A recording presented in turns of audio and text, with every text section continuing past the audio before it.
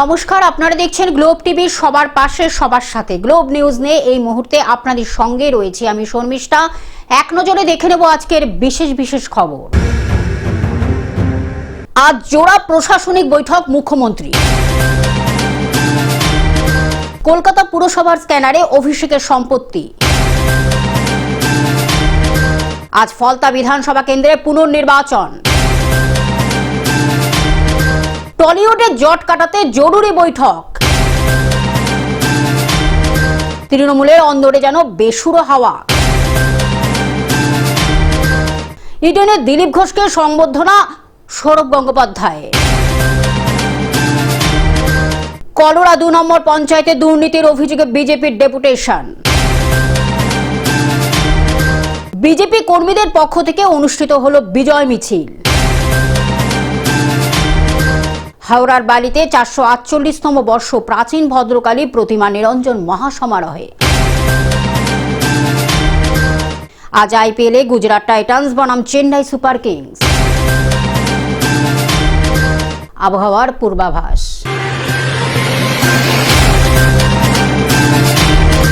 আসছি বিস্তারিত খবরে।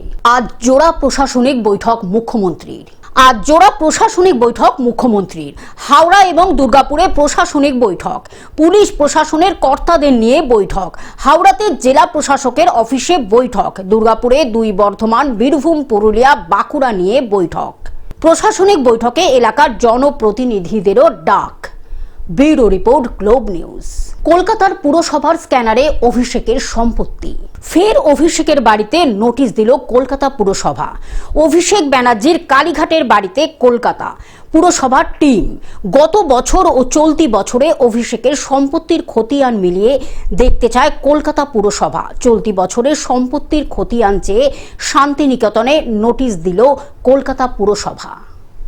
কলকাতা পুরসভার স্ক্যানারে অভিষেকের সম্পত্তির পর বিল্ডিং বিভাগের পর কালীঘাটের একাধিক ঠিকানায় কেএমসির অ্যাসেসমেন্ট ডিপার্টমেন্টেরও নোটিশ। Bureau report, globe news. আজ ফলতা বিধানসভা কেন্দ্রে পুনর্নির্বাচন। ইতিমধ্যে বিভিন্ন বুথের বাইরে ভোটাররা ভিড় জমাতে শুরু করেছেন। চরম নাটকীয়তা ফলতার এই পুনর্নির্বাচনকে কেন্দ্র করে মোতায়েন প্রচুর পরিমাণে কেন্দ্রীয় বাহিনী। এলাকায় ঘুরে ঘুরে ভোটারদের অভয় বার্তা দিচ্ছেন পুলিশ, কেন্দ্রীয় বাহিনীর জওয়ানরা। আজ ফের ভোটের লাইনে ফলতা ২৮৫টি বুথে পুনর্নির্বাচন। মোতায়েন ৩৫ কোম্পানি কেন্দ্রীয় বাহিনী। সতর্ক নজর পুলিশ কেন্দ্রীয় বাহিনীর। ফলতায় চলছে পুনর্নির্বাচন। খোদ জাহাঙ্গীরের গ্রামে ভোটের লাইনে ভয়মুক্ত মানুষ। নিরাপত্তার বেড়াজালে গোটা ফলতা ঘিরে ফেলা হয়েছে। Bureau report, globe news. টলিউডে জট কাটাতে জরুরি বৈঠক। টলিপাড়া জট কাটাতে বৈঠক। টলিউডে জট কাটাতে ময়দানে নতুন সরকার। অভিনেতা, প্রযোজক, পরিচালক, টেকনিশিয়ানদের নিয়ে বৈঠক করেন রুদ্রনীল ঘোষ। এদিন বৈঠকে উঠে আসে তৃণমূল আমলে একাধিক সমস্যার কথা। বৈঠকে রুদ্রনীল ঘোষ জানান, টলিউডে কোনো ভয়ের পরিবেশ থাকবে না। কোনো মতে শুটিং বন্ধ করা যাবে না। দল মত নির্বিশেষে শিল্পী সত্তাকে অগ্রাধিকার দেওয়া হবে। Bureau report, globe news. তৃণমূলের অন্দরে যেন বেসুরো হাওয়া। রাজ্যের রাস মমতা বন্দ্যোপাধ্যায়ের হাত থেকে চলে যাওয়ার পরে তৃণমূলের অন্দরে যেন বেসুরো হাওয়া। সোমবার কালীঘাটের বাড়িতে তৃণমূল নেত্রীর ডাকে কলকাতা পুরসভার মেয়র পরিষদের বৈঠক হয়। সেখানে গড়হাজির ছিলেন দেবাশিস কুমার, তারক সিং সহ মোট 4 মেয়র পরিষদ। বুধবার আবার বিধানসভা চত্বরে বিরোধী বিক্ষোভ। অনুপস্থিত রইলেন 46 জন তৃণমূল বিধায়ক। তবে কি জোড়া ফুলের জমিতে ক্রমশ চওড়া হচ্ছে বড়সড় ভাঙনের ইঙ্গিত? ক্রমশ জোরালো হচ্ছে এই জল্পনা। Bureau report, globe news. ইডেনে দিলীপ ঘোষকে সম্বর্ধনা সৌরভ গঙ্গোপাধ্যায়ের। কেকেআর বনাম মুম্বাই ইন্ডিয়ান্স ম্যাচ দেখতে ইডেনে হাজির ছিলেন মন্ত্রী দিলীপ ঘোষ। আর সেখানে পুনর্নির্বাচিত বিজেপি বিধায়ককে সম্বর্ধনা জানালেন সিএবি সভাপতি Sourav Gangopadhyay. Bureau report, globe news. Kolora ২ নম্বর পঞ্চায়েতের দুর্নীতির অভিযোগ, বিজেপির ডেপুটেশন। কলোরা ২ নম্বর পঞ্চায়েতে দুর্নীতির অভিযোগে বিজেপির ডেপুটেশন। সাকরাইল বিধানসভার কলোরা ২ নম্বর গ্রাম পঞ্চায়েতের বিরুদ্ধে দুর্নীতি ও রাজনৈতিক পক্ষপাতের অভিযোগ তুলে মঙ্গলবার ডেপুটেশন জমা দিল বিজেপি। তৃণমূল পরিচালিত পঞ্চায়েতের বিরুদ্ধে অভিযোগ, বিরোধী দলের কর্মী সমর্থকদের বিভিন্ন সরকারি প্রকল্পের সুবিধা থেকে বঞ্চিত করা হয়েছে এবং একাধিক প্রকল্পে দুর্নীতি করা হয়েছে। আজ বিজেপি নেতা সঞ্জিত জানার নেতৃত্বে পঞ্চায়েত কার্যালয়ের সামনে জড়ো হন বিজেপি কর্মী সমর্থকেরা। সেখানে বিক্ষোভ ও বক্তব্যের মাধ্যমে পঞ্চায়েতের বিরুদ্ধে একাধিক অভিযোগ তোলা হয়। কর্মসূচি ঘিরে এলাকায় উত্তেজনার আশঙ্কায় মোতায়েন ছিল কেন্দ্রীয় বাহিনী ও পুলিশ।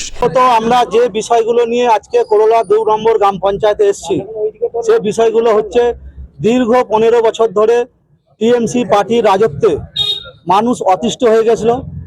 মানুষের যে ন্যায্য অধিকার, সাংবিধানিক অধিকার, সেই অধিকার থেকে তারা বঞ্চিত হতে হয়েছে। বিভিন্নভাবে তাদেরকে হুমকি দেওয়া হয়েছে যাতে না তারা কোনো রকম আওয়াজ তোলে তাদের দুর্নীতির বিরুদ্ধে, তাদের ন্যায্য অধিকারের বিরুদ্ধে যাতে না আওয়াজ তুলতে পারে, তাদেরকে কণ্ঠরোধ করে রেখেছিল। কিন্তু আজকে আমরা এটাই জানাতে চাইলাম যে আজকে সরকার চেঞ্জ হয়ে গেছে। আপনারা যে দুর্নীতিগুলো করে গেছেন সেই দুর্নীতিগুলো আর যাতে না হয়। সাধারণ মানুষের যে অধিকার, যে সমস্ত প্রাপ্য আছে, সেটা হলো আবাস যোজনা, ঘরের টাকা, বার্ধক্য ভাতা, তারপরে ধরুন বিধবা ভাতা, অন্নপূর্ণা যোজনা যেটা নতুন চালু হচ্ছে, যেটা আমাদের লক্ষ্মীর ভাণ্ডার আছে, তারপর ধরুন 100 দিনের কাজের ওনারা বলছেন যেটা আমাদের দিচ্ছে না। এই যে শুধুমাত্র টিএমসি পার্টি করে না বলে, বা টিএমসির মিটিংয়ে যায় না বলে, বা টিএমসি নেতাদের কথা শুনে চলে না বলে তাদেরকে এই সমস্ত প্রকল্প থেকে বঞ্চিত করা হয়েছে, যেটা হচ্ছে সম্পূর্ণ একটা সংবিধান বিরোধী কাজ। সেই সংবিধান বিরোধী কাজ করে এসছে কেন? তাদের যে নেত্রী মমতা ব্যানার্জি, তিনি সমস্ত কর্মীদের নিয়ে আদেশ দিয়েছিলেন তোমরা যা ইচ্ছা তাই করো, কিন্তু আজকে আর সেই নেত্রী বসে নেই 14 তলা বিল্ডিংয়ে। আজকে আমাদের নবান্নে আমাদের ভারতীয় জনতা পার্টির আমাদের মাননীয় মুখ্যমন্ত্রী শুভেন্দু অধিকারী মহাশয় পরিষ্কার জানিয়ে দিয়েছেন যে কোনো রকম আর দুর্নীতি নয়। ঠিক আছে, হ্যাঁ, ডেপুটেশন আমরা দিয়েছি। আমরা এইগুলোই বলেছি যে আবাস যোজনা বা বার্ধক্য ভাতা বা বিধবা ভাতা, অন্নপূর্ণা যোজনার টাকা, বেকার ভাতা, তারপরে এই যে ইলিগাল আনঅথরাইজ কনস্ট্রাকশন ওরা যে করছে, যেমন এই যে আমাদের করলা চারুর মোড় নামে পরিচিত, যেটা ডোমজুর থেকে ধুলোগড় থেকে ডোমজুর যাওয়ার রাস্তায়, ওই মোড়ে আগের যে প্রধান ছিলেন নিসার উদ্দিন লস্কর, ডাকনাম লালটু, পয়সার বিনিময়ে অজস্র দোকান আনঅথরাইজ কনস্ট্রাকশন বসিয়েছে পয়সার বিনিময়ে, যেখানে সাধারণ মানুষের চলাফেরার প্রচন্ড অসুবিধা হচ্ছে, মানুষ যাতায়াত করতে পারছে না। এই ইলিগাল কনস্ট্রাকশন যাতে ইমিডিয়েট তার আইনত স্টেপ নিয়ে ভাঙা হয়, সেটাও আমরা আবেদন জানিয়েছি। আর যে সমস্ত প্রকল্পগুলো আছে, যারা বঞ্চিত আছে, তাদের যাতে তাড়াতাড়ির মধ্যে যত সম্ভব দ্রুত তাদেরকে একটা পাইয়ে দেওয়ার ব্যবস্থা করা হয়। পাইয়ে দেওয়া যে সমস্ত ব্যক্তিরা উপযুক্ত, পাওয়ার যোগ্য, তাদের যাতে পাইয়ে দেওয়া হয়। কোনো রকম দল বা রং নির্বিশেষে প্রত্যেককে সমান অধিকার দিয়ে ফিরিয়ে দিতে হবে। ওনারা কেউ নেই, ওনার একজন সেক্রেটারিও নেই, উপপ্রধানও নেই, প্রধান সাহেবও নেই, একজন ছিলেন সহকারী সভা আছে ইনচার্জ, যিনি না হঠাৎ ছিল না। আমরা আগে থাকতে বলেছি, 4-5 দিন আগেও বলেছি, আমরা জানিয়ে করেছি। কিন্তু ওনারা বলছেন আজকে নাকি হঠাৎ করে ডোমজুর বিডিও সাহেব মিটিং ডেকেছেন, সেই জন্য ওনারা নেই। ওনারা ফোনে কথা হলো, প্রধান সাহেব বললেন ঠিক আছে, আপনি আপনার বক্তব্য লিখে দিয়ে গেছেন, আমরা দেখছি আপনাদের যে বক্তব্যটা আছে, আমরা যত তাড়াতাড়ি সম্ভব আমরা স্বচ্ছভাবে কাজ করার চেষ্টা করব, এটা বলেছি। সাকরাইল থেকে অর্পণ সিংহের রিপোর্ট, গ্লোব নিউজ। বিজেপি কর্মীদের পক্ষ থেকে অনুষ্ঠিত হলো বিজয় মিছিল। পূর্ব বর্ধমান জেলার কাটোয়া মহকুমা অন্তর্গত মঙ্গলকোট বিধানসভায় বিপুল ভোটে জয়লাভ করে বিজেপির প্রার্থী শিশির ঘোষ।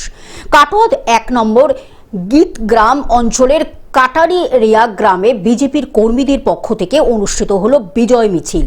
বিজয় মিছিল উপলক্ষে গ্রামবাসীদেরকে লাড্ডু বিতরণ করা হয়। গ্রামের রাস্তা গেরুয়া আবিরে ভরে যায়।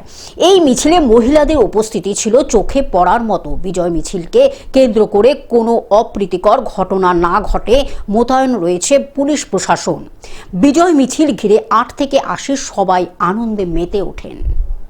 মঙ্গলকোট বিধানসভা গীতগ্রাম পঞ্চায়েতের কাটারিয়া গ্রাম 271 নম্বর বুথ। কত ভোট এখান থেকে লিড পেয়েছেন আমরা? এখানে টোটাল 1000 ভোট, তার মধ্যে 719 পেয়েছে বিজেপি আর 280 পেয়েছে তৃণমূল। প্রথম রেকর্ডে এরকম ভোট পেয়েছেন? হ্যাঁ, এটা প্রথম এতটা উচ্ছ্বাস এই প্রথম। বিজয় মিছিল পুরো গ্রাম ঘুরবেন? হ্যাঁ, পুরো গ্রাম ঘুরে বিজয় মিছিল হবে। এই বিজয় মিছিলের গ্রামের সমস্ত মানুষ, সমস্ত মহিলারা একজোট হয়েছে, মহিলারা এগিয়ে আছেন এবং কাল থেকে যারা ভারতীয় জনতা পার্টির কর্মী তারা কাল রাত থেকে গোটা গ্রামকে লাড্ডু বিতরণের জন্য আয়োজন করেছে। কাল রাত থেকেই লাড্ডু এখানে তৈরি হয়েছে, আজকে সকাল সব বিতরণ হয়েছে এবং আজকে আমরা সমস্ত গ্রামের সমস্ত পাড়ার মানুষকে নিয়ে আজকের এই বিজয় মিছিলের অনুষ্ঠান আয়োজন করা হয়েছে। কত মানুষ বেরিয়েছে আপনাদের সাধারণ মানুষ? সাধারণ মানুষ প্রত্যেকটা বাড়ি থেকে যা মানুষ আছে সবই বেরিয়ে চলে এসেছে। তা মোটামুটি আমরা আইডিয়া করছি যে 700-800-র উপর। এখানে প্রার্থীকে, গ্রামের এলাকায় প্রার্থীকে পেয়ে কেমন লাগছে? নতুন বিধায়ক হয়েছে, খুব ভালো। এখানকার মঙ্গলকোট বিধানসভার প্রার্থী শিশির ঘোষ মহাশয় আমাদের দীর্ঘদিনের পুরনো কর্মী এবং মঙ্গলকোটের ভূমিপুত্র। শিশির ঘোষের হাত ধরেই আজকে আমরা এই বিজেপিতে উত্থান। আমাদেরকে ওনার শিষ্য আমরা, ওনার হাত ধরেই আজকে আমরা বিজেপিতে এবং প্রত্যেকটা গ্রামে এরকম বিজেপির আমরা বীজ পুঁততে পেরেছি। আর ওনার হাত ধরেই আজকে এত বড় আজকে সাফল্য আমরা পেয়েছি। এই জন্য দাদাকে পেয়ে আমরা খুব ধন্য। পূর্ব বর্ধমান থেকে রাহুল রায়ের রিপোর্ট, গ্লোব নিউজ। হাওড়ার বালিতে 448তম বর্ষ প্রাচীন ভদ্রকালীর নিরঞ্জন মহাসমারোহে। হাওড়ার বালি চক্রবর্তী পাড়ায় বৈশাখী সংক্রান্তির 31 বৈশাখের দিন প্রতি বছরের ন্যায় এবছরও 4 শতাধিক বর্ষ প্রাচীন ভদ্রকালী মাতার পুজো অনুষ্ঠিত হল মহাসমারোহে। আনুমানিক 986 বঙ্গাব্দে 1580 সাল নাগাদ বর্ধমানের রাজার সভা পণ্ডিত রামরাম চক্রবর্তী মা ভদ্রকালীর স্বপ্নাদেশ পেয়ে এই পুজোর সূচনা করেন।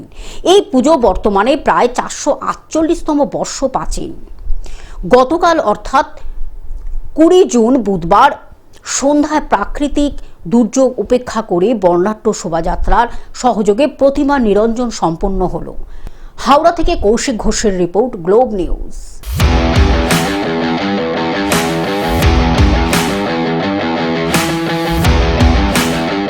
আজ আইপিএলে গুজরাট বনাম চেন্নাই। আজ আইপিএলে গুজরাট টাইটান্স মুখোমুখি হচ্ছে চেন্নাই সুপার কিংসের। গুজরাট টাইটান্স ম্যাচ খেলেছে 13টি এবং জয়লাভ করেছে 8টি এবং হার হয়েছে 5টি, পয়েন্ট পেয়েছে 16। এবং চেন্নাই সুপার কিংস 13টি ম্যাচ খেলেছে, 6টি জয়লাভ করেছে, হার হয়েছে 7টি, পয়েন্ট হয়েছে 12। Bureau report, globe news.